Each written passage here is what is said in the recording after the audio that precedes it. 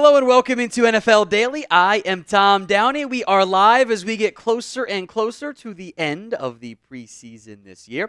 Tom Downey, once again, behind the scenes, Stone Shields as the producer. Got a full show for you guys on tap today. And for what feels like the 8th straight time, it's not actually 8, but it feels that way, we will have the latest on the Brandon Aiyuk saga. And I'm over it.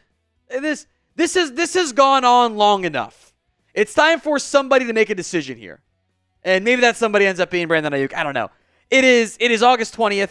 We've been doing this for weeks now. There's the same reports that get regurgitated that it's all the same and it's still the Steelers or the Niners and he's gone back and he's hung out and he's bro-hugged and he hasn't. I'm frankly over it. Like, Aiyuk is a really good football player. Man, he ain't worth all this, though. This is too much. This is too much for me. So I am over the Aiyuk saga. We'll update you guys on it, but I enough edging. Let's get to the end of the road here. 95% typing in Y for yes. Buddy Bear says he learned how to spell Aiyuk over this one. Yeah, like which I think most people knew how to spell Aiyuk, but not everyone. You do now though. No way around it. Trent says yes for a Steelers fan. I feel bad for Steelers fans. This has not been fun. Especially because there were reports out of Pittsburgh Nation that it had been done. And obviously it had not been done. Or that it was going to get done. And there's been weird back and forth all over the board there. So it has not been fun. I think there's a lot of frustration and annoyance over it. And the fact that we are now on August 20th, and this feels like it's been going on for a month plus, and there's still no decision. Still no verdict.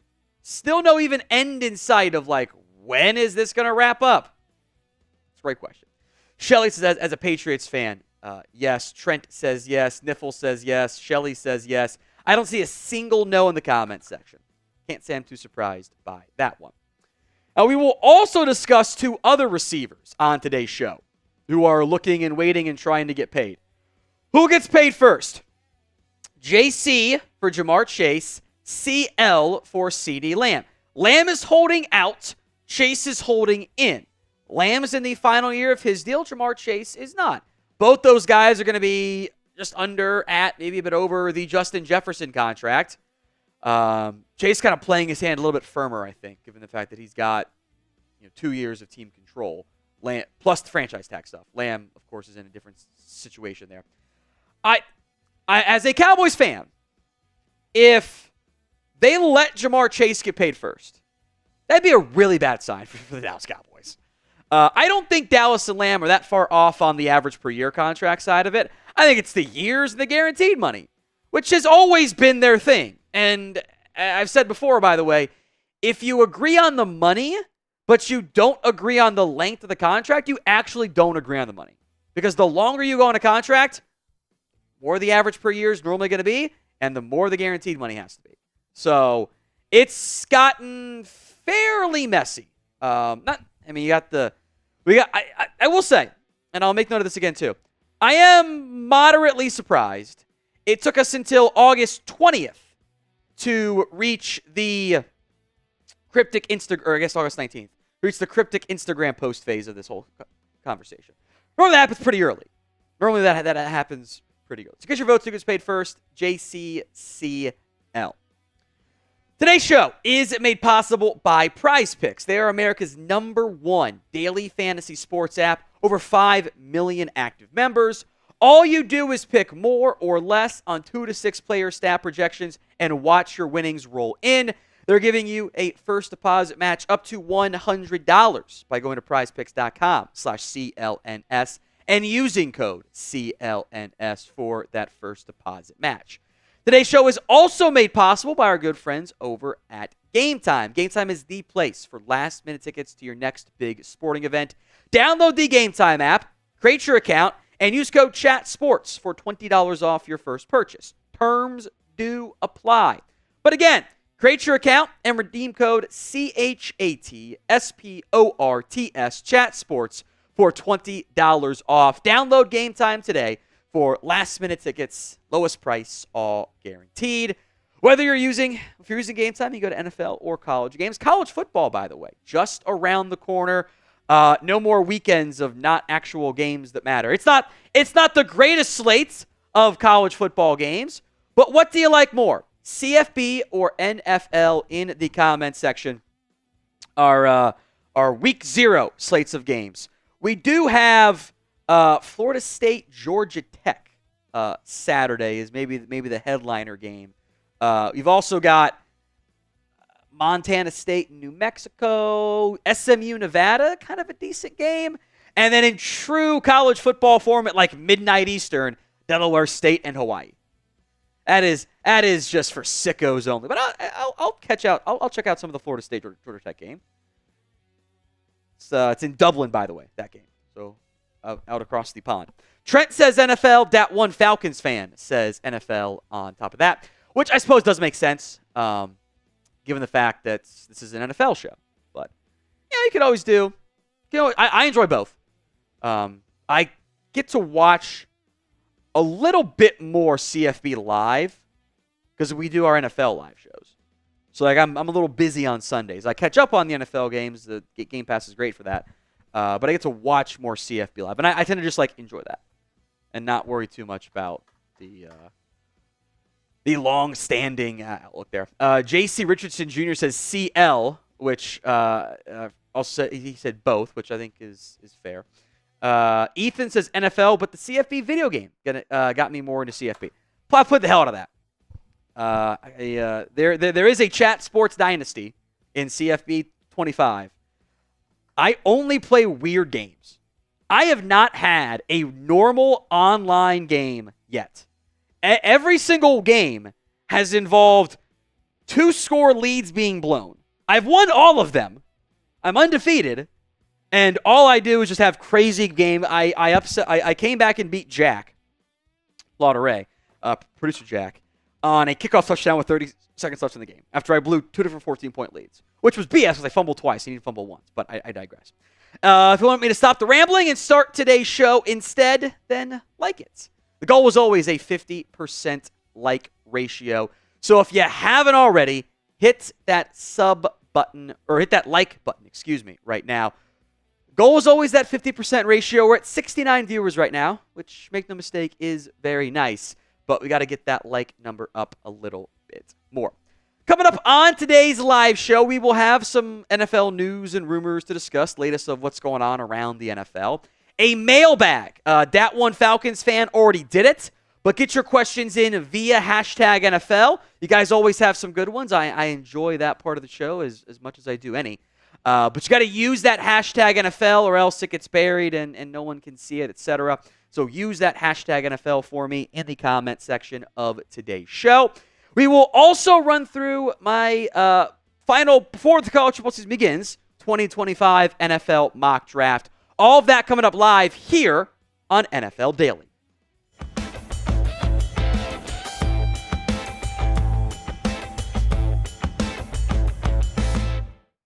We are now extremely close to the start of the NFL regular season. If you are excited for real, actual football to be back, then show me you are by simply liking today's video.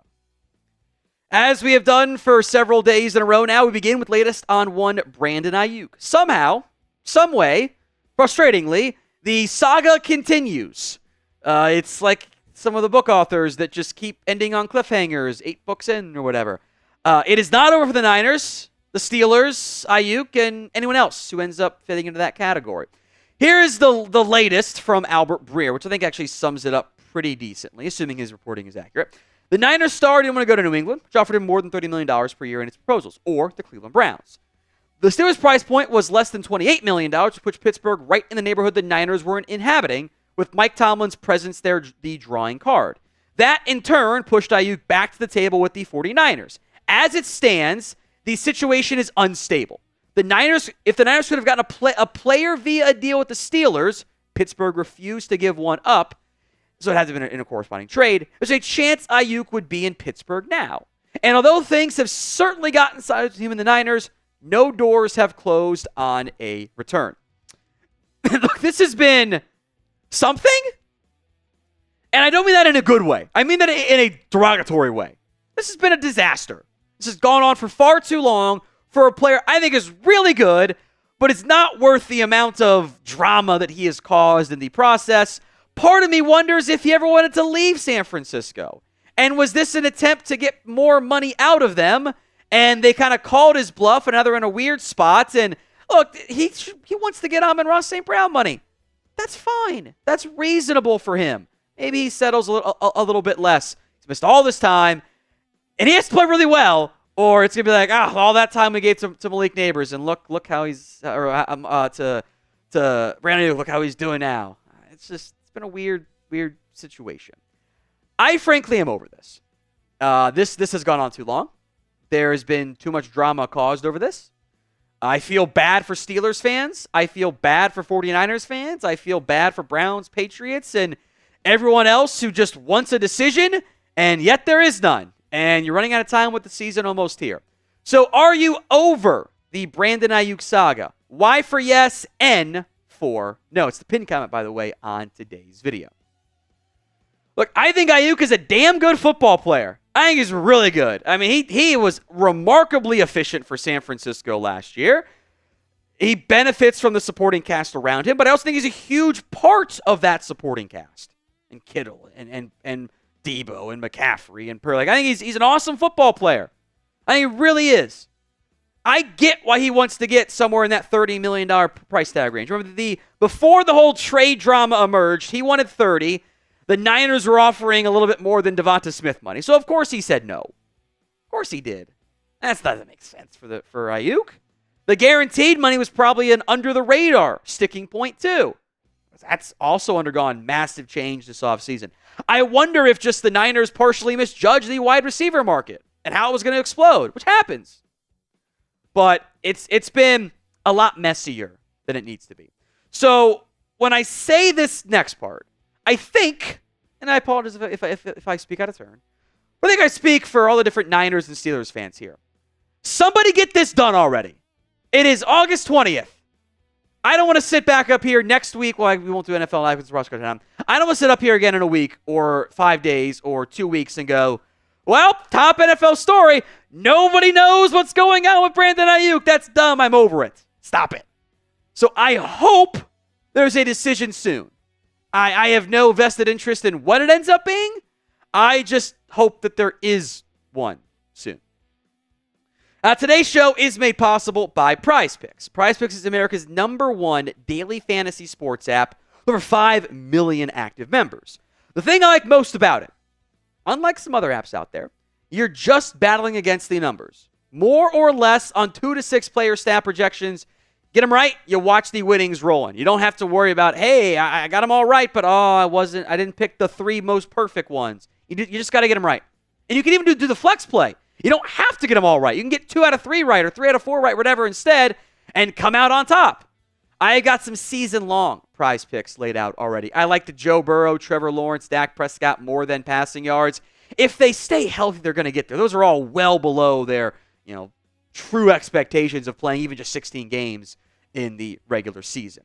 So download the Prize Picks app today at prizepicks.com/CLNS and use code CLNS for a first deposit match up to $100.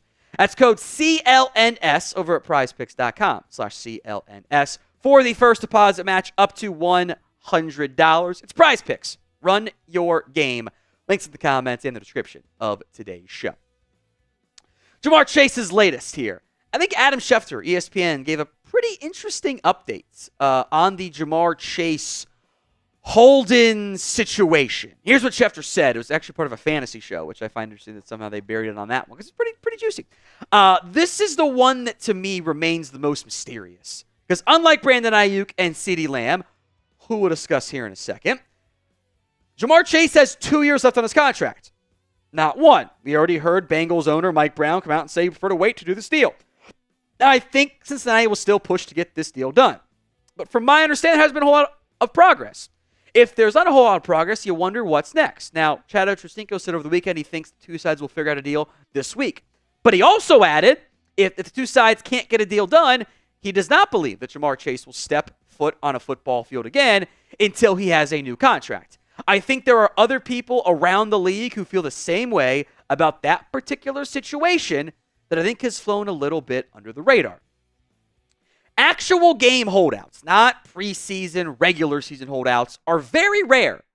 And that's a really good way to be viewed as the villain, whether it's fair or not, by the fan base, because now you're really hurting the team's chances of winning football games. I have my doubts that Ja'Marr Chase would actually do that. The quarterback might throw a hissy fit alongside of him, but I would be surprised if that truly happened. So prediction. Does Ja'Marr Chase get paid before week 1? 1 for yes, 2 for no. Go ahead and sound off for me in the comment section of today's show. Remember we did the whole Ja'Marr Chase, Penei Sewell debate of if you don't have Penei Sewell, no one will have success in the Bengals offense. Well, it worked out pretty damn well for Cincinnati, by the way. And Penei Sewell's also been really good. Chase has been a 1,000-yard receiver every year of his career, despite his numbers kind of dipping a bit last year, really 2 years in a row to an extent, injuries and quarterback injuries there. That's one of the best receivers in football. From like a young guy perspective, so like taking like Tyreek Hill and Levante Adams and stuff, it's Chase, Jefferson, CeeDee Lamb in some combination. Now, Chase, as a former top 5 pick, probably trying to get in that Justin Jefferson range. That would put him to the top of the highest paid non-QBs. There's Justin Jefferson, $35 million. Nick Bosa, A.J. Brown, Chris Jones, Amon-Ra St. Brown. I know there's sticker shock there, but when the NFL salary cap is about to be $300 million, guess what? Player salaries rise to that. That's how it works. The big sticking point, especially for Cincinnati, is guaranteed money. The Bengals don't like guaranteeing money outside of the first year, sometimes 2, but normally the first year. And they broke their rules for Joe Burrow. But this is what happens when you have premium players these days in the NFL. You can give Ja'Marr Chase a $40 million a year contract. If the first year is guaranteed and that's it, it's kind of a fake contract. So that guaranteed money, I would bet, is probably a pretty big thing. It's been a problem in the past. It's why Jesse Bates is in Atlanta.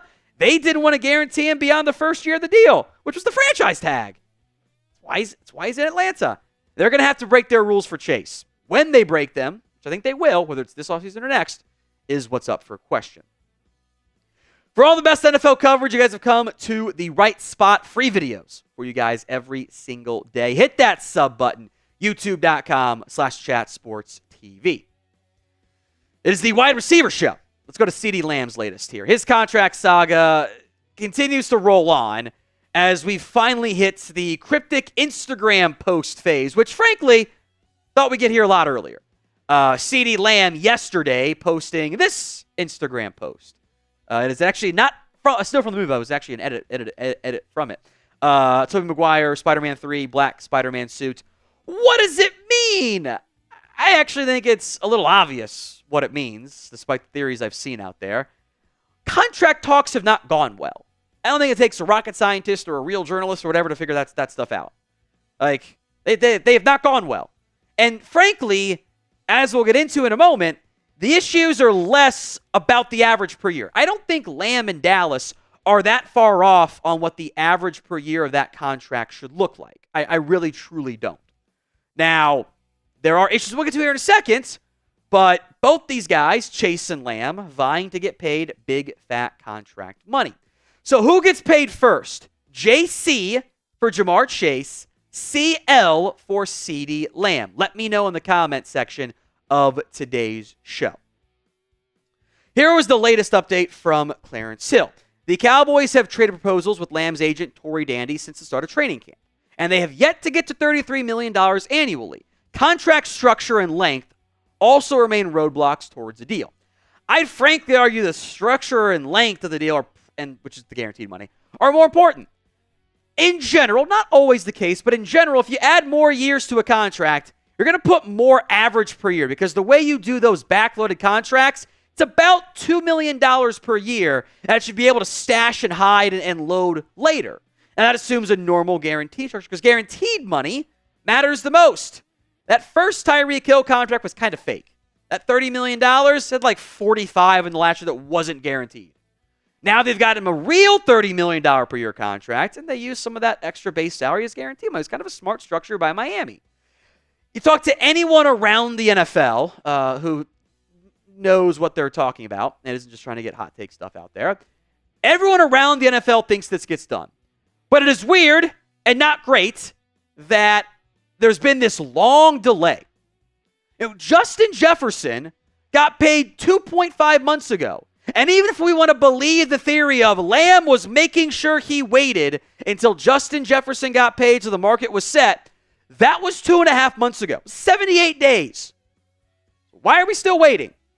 I think it's a bad example, again, of the Cowboys' top-of-the-market contracts having major issues.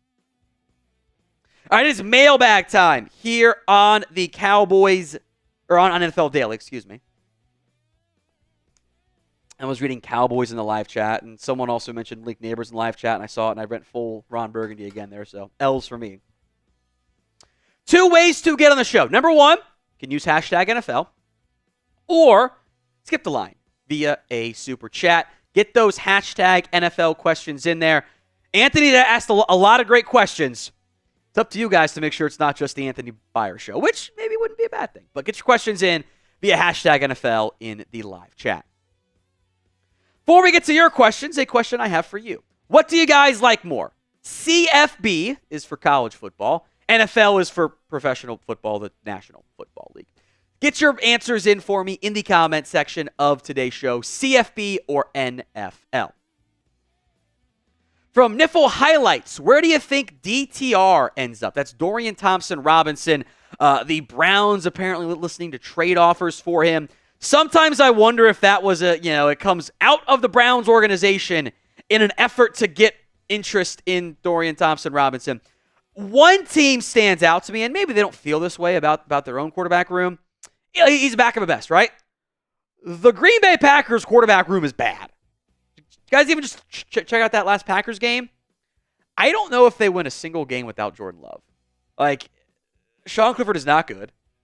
Michael Pratt didn't look very good either. So Green Bay does stand. Maybe it's not the perfect fit, but that was the first name that came to mind for me. Trent Lawson, as a Steelers fan, should I be concerned about the offense? The answer has a but. It is still yes. The but is it'll probably be better than what it was last year still. I think the ground game particularly better. Arthur Smith is an upgrade over Matt Canada. Either Russell Wilson or Justin Fields is an upgrade over Kenny Pickett. That doesn't mean it's where the offense needs to be. I still wonder if you're better off just saying, screw it, let's play Justin Fields, because the strengths and weaknesses kind of overlap a little bit, and the weaknesses of both guys hold the ball too long. Well, wouldn't you rather have the younger one who's more athletic and can do more stuff there? I kind of get to know see both those guys this year. I also know this about the Pittsburgh Steelers.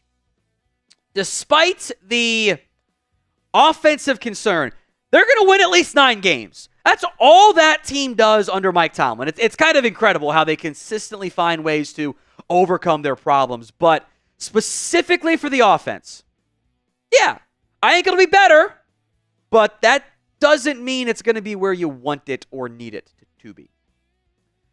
From Smithers, why do the Falcons not play Michael Penix? How does this rookie quarterback class look? I'll go in reverse order here. Actually, I'll go with Penix first. That probably makes more sense. I don't know. Frankly, I thought that was dumb. They're kind of treating Michael Penix as if he's the starter already, which is weird because here's what I don't want for Penix. Kirk Cousins plays every game this year. He either plays out year 2 of his contract as well, but there's a scenario that exists where if they keep up this trend, Michael Penix, 2 years from now, gets to be the starter for the Atlanta Falcons, and we're talking about him not playing more than 2 preseason games in 2 years. That's a scenario that exists. Penix is a young player. You don't want to play him in the 3rd game, fine. The 1st game, cool. 2nd game, I would play him too. You want to shop Heineke, fine. I don't think that 7th round pick you might get for Taylor Heineke is going to outweigh the value of getting your young QB some reps. As for the rookie quarterback class, I think whatever team you're a fan of, maybe Minnesota feels a little bit bad after the injury, there's a reason to be excited about all these guys. Drake Mantle looked really good in the 2nd preseason game. Caleb Williams has made those flashy plays. Jaden Daniels has flashed. I think Bo Nix, for what the Broncos are asking of him, has done some nice stuff as well. So The young QB class, excitement. You should feel all those fan bases. Drink your Kool-Aid is what I'm saying. Who will be the best rookie QB though? CW for Caleb Williams, DM for Drake May, JD for Jaden Daniels, or BN for Bonus. This is specifically for 2024. That's why I limited to just the available guys.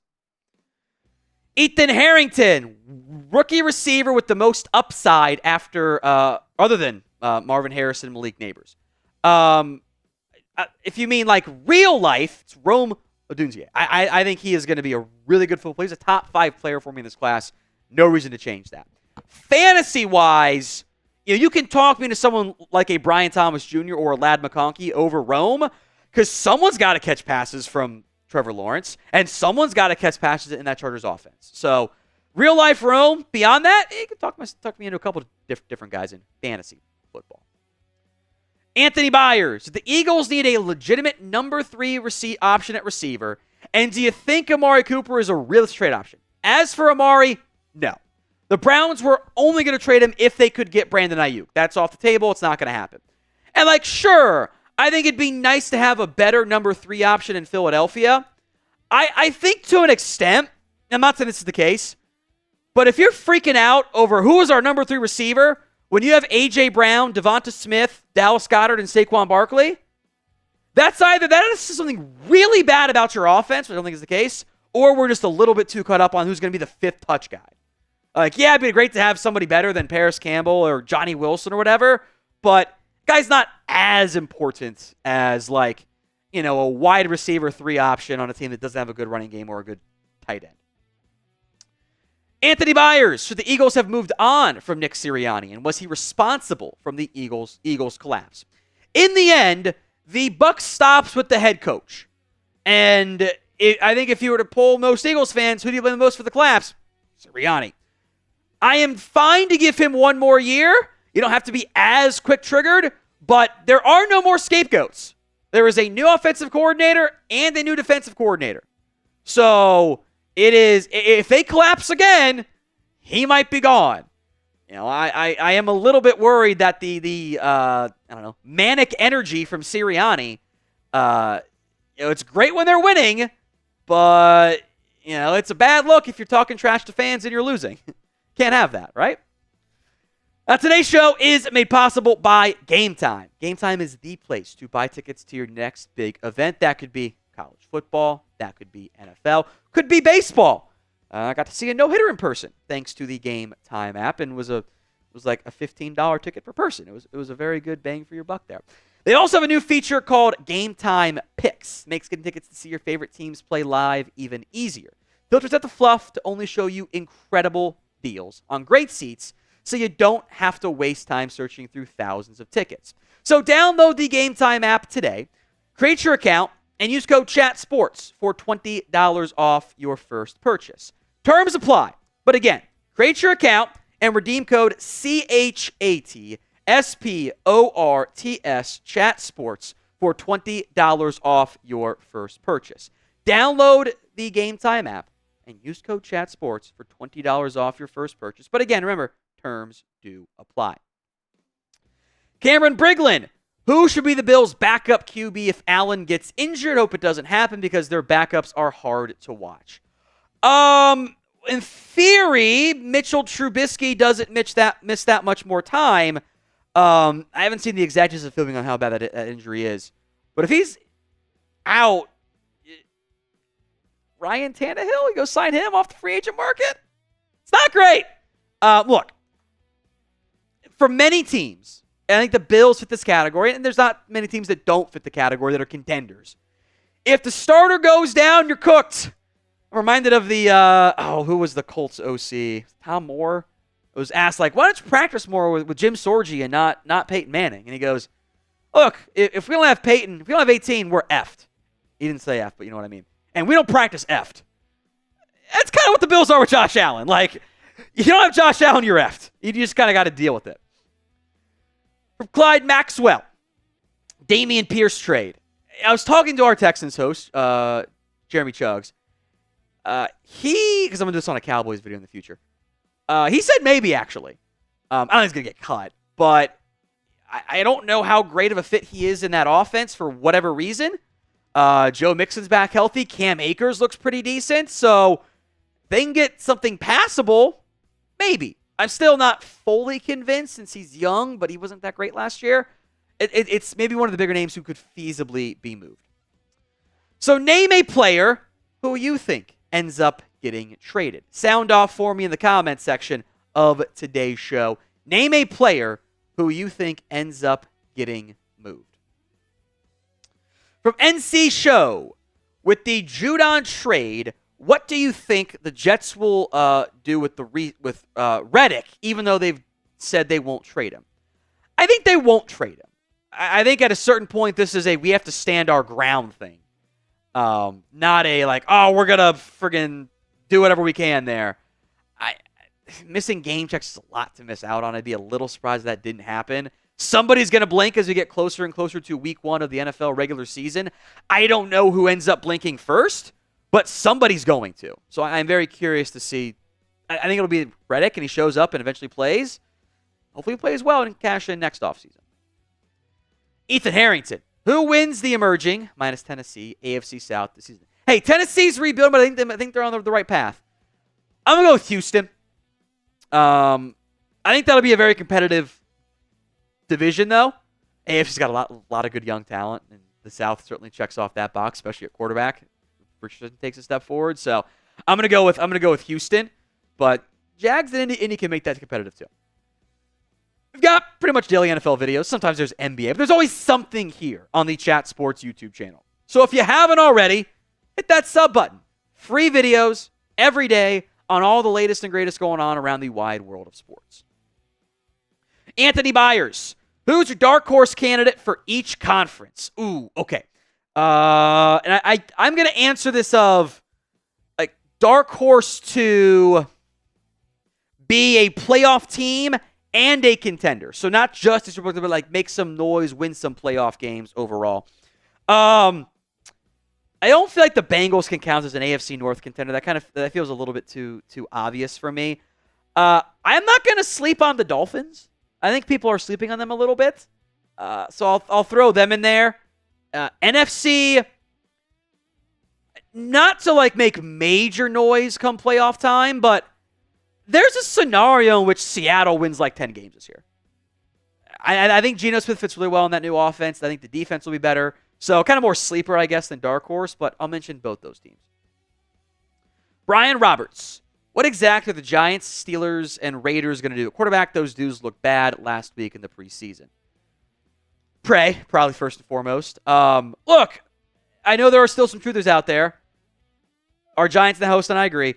We know what Daniel Jones is. He's just not good. I'm sorry. And frankly, he's actually never been good. I have never seen somebody just get so many chances and the defense wins so many games and he gets credit for it. It's wild to me. He's just not a good football player. He's never going to be consistent. He is who he is. He's fine. He can be the 30th ranked quarterback. Somebody has to be in the NFL. But he's not worth $40 million a year. So I think this is his last ride. Look, I'll tell you what else. I'll tell you what else these teams are doing. They're all praying Daniel Jones or the Dak Prescott it's free agency. Because they'll throw insert blank check there because every single that front office and coaching staff just saved their jobs. Because now they're a damn playoff team. And most teams don't fire their playoff head coaches. It's a little bit different in Dallas, fair or not. But those teams are all praying that happens. Or that somebody emerges in the NFL draft and they can get that guy at 1, 2, 3, 4, 5, or whatever. And hopefully they haven't lost their jobs yet. So speaking of that, who gets the number 1 pick in the 2025 NFL draft? One of those teams mentioned, it's probably not Pittsburgh, by the way, but is it somebody else? Sound off in the comments of today's show. Epic Jet. From what we've seen from the Browns' 2 preseason games, should we be worried about the offensive line? We're missing Bill Callahan. Look, you are always going to miss Bill Callahan. That is the best of the best when it comes to offensive line play. That's just the reality. But am I going to panic on the offensive line? No, because remember who you're also playing. How many starters are really out there for you? Now, maybe you've got some valid concerns about the depth, but Ethan Posick didn't play. Now, hopefully Jack Conklin and Jedrick Wills get healthy soon. If those guys don't get off the PUP list, that's a different conversation, because then I do worry about your offensive line and your tackle spot. But your guards weren't playing, right? So I wouldn't panic yet. From Grant Toynton, or Toynton, however you pronounce it. What if the Chargers need to be better? Continue their rebuild. That's what this is. Justin Herbert get healthy. More actual wide receiver options that are good and not like average. And continue that defensive kind of 1 to 2, maybe 3-year overhaul. I don't think they're going to be a playoff team. I think they'll make some strides as the year goes along, but I'm just not convinced they're ready to be a true contender at this time. Who wins the Super Bowl this year? Let me know in the comment section of today's show. I do want to quickly mention that one Falcons fans' question about Julio Jones. Look, I think that race has been run. And by the way, if you do want to sign him, it's not going to cost you $8 million. That's going to cost you 1, 2. I think Julio Jones had 11 catches for 74 yards last year in Philadelphia. I kind of think at this point in his career, by the way, he's 35 years old now. That's super old for a receiver. I think the Julio Jones race has been run here. So get your comments in who wins Super Bowl this year. Let's go full screen to start this one with just like the now. Then we'll get into it. Chiefs, Carolina. I don't know about that one. Patriots, Falcons. I love the optimism. Not the Cowboys, I will say that. You are correct. It is not going to be the Dallas Cowboys. That is just not going to happen. With the college football season almost here, it is time for my, final pre-CFB season, 2025 NFL mock draft. Second one I've done in a long time. I didn't realize how few of these I'd actually done. The order is based on the current Super Bowl odds, so take it up with Vegas, not me. Number 1 is the Patriots, and I don't necessarily think that they'd actually keep this pick. They'd probably trade it, but they're not going to go quarterback here. I think the best thing you can do if you have a young QB is get that guy some help. A plug-and-play option at left tackle in Will Campbell, given the uncertainty around the Patriots' offensive line, makes the need make a lot of sense. Now, if you are hyped for the start of the aforementioned college football season, week 0 coming up this weekend, then spam me in the comment section of today's show. In a bubble, I'm not doing trades, by the way. Number 2 is a little bit rich for Luther Burden, but if you're not going to have to do a weird stuff with Marvin Mims, potentially, Troy Franklin is looking like he's an instant impact piece. I think a after-catch nightmare in Luther Burden is a fantastic fit for what Sean Payton wants to do with Bo Nix on offense. So, number 2 overall, a little bit rich. But the fit, I love. Carolina at number 3, James Pierce Jr., the edge rusher out of Tennessee. I am a huge fan of his game. I'm probably higher on him than most people are, or at least some people are, I guess. But again, pass rusher to replace Brian Burns. You're filling needs. And I think in general, the top of this board, the top 14 players, you can make arguments could all go a lot higher or a lot lower. Maybe not too much lower as you get further down. But that ordering is still TBD, but the players are really intriguing. The Giants at 4. If you're picking 4, it proves Daniel Jones is not it. It probably has to be a QB. There are things to like and not like about Carson Beck. I think the stability is a nice one there. I think the overall consistency is pretty solid. I don't know if the high-end traits are there. But it's a down QB class. So where the QBs go, how many go in round 1 is very much up for debate. Tennessee. I kind of love the idea of taking another tackle and pairing him with J.C. Latham. Now, maybe you don't want to have to put one guy at right tackle, but I don't believe in Nicholas Petit-Frere. So bookend tackles to protect your QB, if that's Will Levis or somebody else, I actually like. Abdul Carter is number 6 on my list. And look, maybe this is the low-hanging fruit in me. Can't you just see Dan Quinn looking at number 11 for Penn State and going, this is my Micah Parsons in Washington. Now, I don't think it's going to be as good as Micah Parsons, but there's a lot to like, and I think that player comp is actually semi-viable given the way he's been deployed so far for the Nittany Lions. Number 7, I'll put Shadur Sanders in Las Vegas. Gardner Minshew and Aiden O'Connell are not it. So gambling on the sexy young QB in Vegas, I don't know if it's a good idea or a bad idea, but it makes it fun and entertaining. The Saints at number 8. This is just actually a straight best player available pick. I know they have Brian Brzee at DT. Maybe you don't need 2 of those guys. I think Mason Graham is going to be the top player in this year's class. Just big board talent-wise. He's awesome. One of 2 great Michigan players, by the way. Well, I guess I meant to specify Michigan defensive tackles. There's 3 great Michigan players. Several of them going in the top 20, by the way. Will Johnson, also in that same conversation alongside Mason Graham. Don't sleep on Kenneth Grant to Minnesota. DT's a huge need. So is corner. I think Will Johnson's the best corner in this year's class. I think there are a lot of players that we can say are the best player in this year's 2025 NFL draft. As we sit before the season gets going, obvious caveat there. Who do you think, as we sit right now, is the best player in the 2025 NFL draft? Lots of viable names. Drop them for me at the pinned comment of today's show. I'm going to go Mykel Williams out of Georgia for Arizona. I think that fits pretty well the additional pass rusher that this team needs. I also thought about a corner for Arizona. I'll put Benjamin Morrison at a Notre Dame at number 11 to Tampa as they restock that secondary. The top 3 corners, you probably know who they are. Really good class this season. Number 12, the Seahawks, Deion Walker. I love his game. The size-speed combination is up there alongside Jordan Davis. And he did more stuff than what Jordan Davis was asked to do at Georgia. Again, I think the interior D-line class, very promising early returns. Safety at 13, unusual. Malachi Starks is a stud. The Colts badly need one. I adore that fit. Pittsburgh at 14. So in my semi-drunk dream the impossible scenario, I want to make Travis Hunter my number 2/number 3 receiver who plays in 3 packages, and I want to make him my number 3 corner who plays in 3 corner sets. That could be Pittsburgh, right? And if anyone can handle I actually don't think he's that much of a diva, but anyone can handle that, Mike Tomlin, right?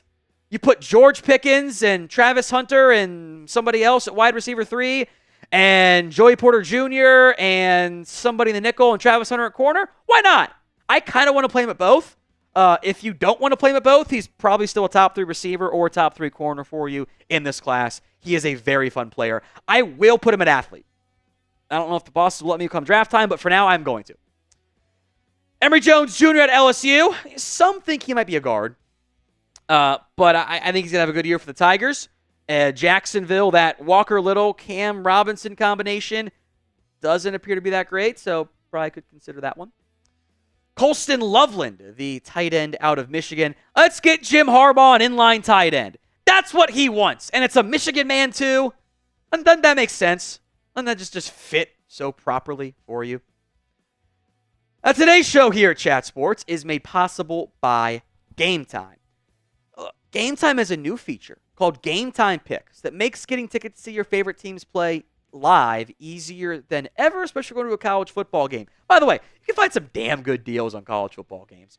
I was at a bachelor party one year in New Orleans, and the Tulane game was $5. Tulane's a decent team, too. It was fun. Game Time Picks filters out the fluff to show you only the incredible deals on great seats so you don't have to waste time searching through thousands of tickets. Download the Game Time app, create your account, and use code CHATSPORTS for $20 off your first purchase. That is promo code CHATSPORTS, CHATSPORTS, for $20 off. Terms do apply, but again, create your account, use code CHATSPORTS, and get that $20 off your first purchase. Download Game Time today for last-minute tickets. Lowest price, all guaranteed. With the Browns having some uncertainty long-term about their receiver room outside of the extended Jerry Jeudy, how about you add a giant human being in Tetairoa McMillan? Some have him as wide receiver 1. I like Luther Burden more. That could be a flavor of ice cream thing. I would argue probably close to being a top 15 player than a top 20 player, if not inside a top 10 in this year's class. Also like Nick Scorton a lot. I said the top 15 guys, all great. Maybe I should have expanded top 21 or so, give or take. Nick Scorton, the Bears need another pass rusher. The Purdue to A&M transfer is he's really good. Don't sleep on him. I am very excited to see how he plays this upcoming season. Number 19, Tacario Davis. I think the Rams could use another corner still. I don't think that they should view themselves as being done at that spot. And I am a little bit higher, I think, than most people on Tacario Davis and on several Arizona players in general. But I do like what he has to offer. I think it'd be a fun fit in that Rams defense. A name you might not know. Shout out Dane Brugler for mentioning him, I think, more than other people did. But I think he's right. Siobhan Revell out of East Carolina. This is where like CFB 25 is going to be helpful. He's really good for East Carolina in the game too, by the way. Underrated corner prospect. A lot of things to like. The size, the athletic ability, checks off all those boxes. Could be to an extent. You know, Quinyon Mitchell had like a great year for Toledo, but then blew up at the Senior Bowl. Could be something similar here. Number 21, don't sleep on Kenneth Grant. The other Michigan defensive lineman is very well regarded around the NFL. I was told there's at least one team that sees potential top 10 pick ability there. And I know that for a fact. So, Grant, don't sleep on him. If you guys want more NFL draft coverage, you've come to the right spot. Hit that sub button, youtube.com/chatsportstv for more updates and more coverage on YouTube. I think corner's still a need with the way the Packers have kind of changed their defense under Jeff Hafley. They're going to play a lot more cover one. Let's go with Denzel Burke. I think he could have gone pro, been a top 50 pick last year. I think he's going to play really well this year for Ohio State. Now, running back is the easy pick here for Dallas, but let's mix it up. Let's go with Tyleik Williams out of Ohio State. Osa Odighizuwa was a free agent. The under-contract defensive lineman, who we know will be on the team this upcoming year, like maybe Justin Rogers is, he's a 7th-round pick anyway, is Mazi Smith. That's it. So, getting a DT, they don't pay Osa, absolutely is a need. I kind of hate myself for doing this and caving, but Connor Wigman has talent. I need to see more growth out of Wigman, out of Quinn Ewers, out of all these quarterback prospects before I buy into them being true first-round guys. But the NFL seems to be quite high on him. And if that's the case, sitting here behind Aaron Rodgers and continuing the cycle could actually make a lot of sense for New York if they play well. Because without Rodgers, I don't know what that team's plan is at quarterback. How many QBs do you think actually end up going in round 1 of the 2025 NFL draft? Is it 3? Is it 2? Is it just the 1? Like the Kenny Pickett year? Sound off for me in the comments of today's show. Number 25, Walter Nolan, who recently transferred from Texas A&M to Ole Miss, a former top-touted recruit in the nation. I think the Texans need another impact piece on the interior of their defensive line. I would actually very much like to see that be Walter Nolan. I think there is the ability to maximize more than what we've seen so far. Matt Milano banged up again. The Bills might be looking for another impact linebacker. Harold Perkins, I'm curious how he gets deployed this year. He can blitz, but he's not an every down edge rusher. He's too small. I think off-ball linebacker is going to be a spot. I think he's got a lot of up and down potential in terms of like his stock this year. Bengals took care of the right tackle need last year with Amarius Mims. Let's take care of the left tackle, or the left guard, Jonah, out of Arizona State, Jonah Savana-Naea, who I think is the tackle for Arizona, might play guard in the NFL. Plug him in at left guard. Keep protecting Joe Burrow. The Eagles love premium position draft picks. They take receivers, they take corners, they take edge rushers, they take linemen. Let's go back to the edge rusher Princely Umanmielen, Florida to Ole Miss. I thought there were dominant moments for the Gators. Can't wait to see him this year. A name, if you don't know, you need to know. Alec Ayomanor. That is the Stanford wide receiver who you might remember for absolutely torching Colorado. Not that you guys were watching many Stanford games. Why would you be? Love the size, love the playmaking, love the production. I think it's a great fit with Amon-Ra St. Brown and Jameson Williams at wide receiver for Detroit. I don't know if Ernest Green's going to be a left tackle or a guard in the NFL. The Ravens might need both, though. That makes him a good fit there at number 30. And the Ravens do love those, I used to say Power 5. It's Power 4 now. Big boy program players. I don't think KC is going to keep both Trey Smith and Joe Thuney long term. So let's plug in one of those guys here instead. and get Tyler Booker, who is pound for pound, even though he's big, might be the strongest player in college football. And even just drop the pound part. He is the strongest player. It is unbelievable how much power he has. Finally, the Niners get a tackle, maybe a left tackle long term there for you. Ariante Ursary out of Minnesota moves a lot better than you might expect for someone of that size. So I am very excited to see how he fares this upcoming season. I think there's a lot of talent on that Minnesota offense that they can figure out the quarterback play too. Of course, the Niners have all the talent in the world too, but they got to get some more trench players.